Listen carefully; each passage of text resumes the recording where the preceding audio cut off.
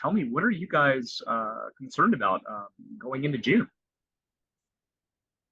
Well, we're concerned about two things. On the one hand, there could be an actual default, in which case the government could pay its bills, and that would devastate the economy as well as our members who are the working people throughout the federal government and the District of Columbia government. On the other hand, there's the prospect of a deal made between the president and the Republican Congress that could also be very damaging for working people and for government employees. So both of those possibilities are a great concern to us. On the latter, just to make sure I'm clear, are you guys worried that the the president could give too much to the conservatives in this matter and hurt federal workers? The basic problem is that the congressional Republicans have taken the government and really the economy as a whole hostage.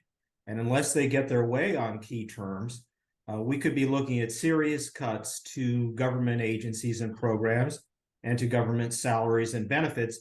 That's what's happened during prior debt crises like the one in 2011. And that's not always well remembered now, but federal employees rather, have been paying ever since with a tax against their benefits that nobody else is paying. Meanwhile, Congress moved on and cut taxes on the rich, but never revisited those benefit cuts to federal employees. So we're very concerned about the shape of any deal to make sure that federal employees don't suffer in the process. I know this is obviously uncharted territory, so it's kind of hard to say what could happen here. But what are you guys warning members about? I mean, are you saying there's the possibility you may not be paid, the possibility we really just don't know what will happen until it happens? What are you telling AFGE members right now? Well, a default is going to have a lot of effects. Federal government employees probably won't get paid. Their retirement funds, a lot of which are in the stock market, could suffer seriously.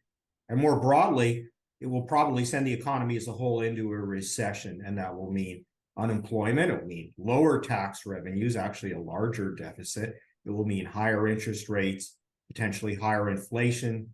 A whole host of horrible things could be happening if there's a default. So it's that threat of a default that is pushing us towards a deal. But what does a deal mean? A deal could mean cuts to defense, veterans, health and safety programs throughout the government, the Park Service, scientific research.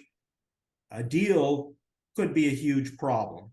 What we really need is for Congress to look at the revenue side as well as cuts if they're serious about the deficit. If they're not serious about the deficit and they just want to have another go at federal workers, then we get into the situation that we are now. You were talking about the possibility of a recession. If a default were to occur and it were to push us in a recession, I'd imagine there'd be a lot of federal workers who would be just impacted due to basic economics. I think the stereotype outside of our region is that everyone here who's federal workers making a lot of money, but that's not really the case. No, our workers are middle-class people who worked throughout the pandemic and face the same struggles as working people everywhere. High housing costs, high interest rates, high inflation. And now put on top of that the possibility that their pay may be cut or their agency budgets may be slashed. And it's a very serious situation. And federal workers and really all working people need to be talking to their members of Congress and saying, we don't want these cuts. We want a responsible budget process. We don't want hostage taking. We don't want to continue to cut taxes for the rich at the same time that working people are being asked to make sacrifice after sacrifice. One more quick question here for you, specific to the DC region and your members who are here in the DC region. We've had a good number of shutdowns over the last decade, a lot more than in the past prior to that.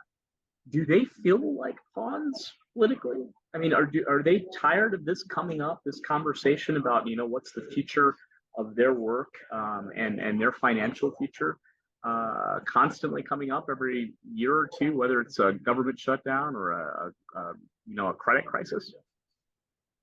Absolutely. Federal workers are sick and tired of being pawns in this process. Congress is dysfunctional. It seems to get worse all the time.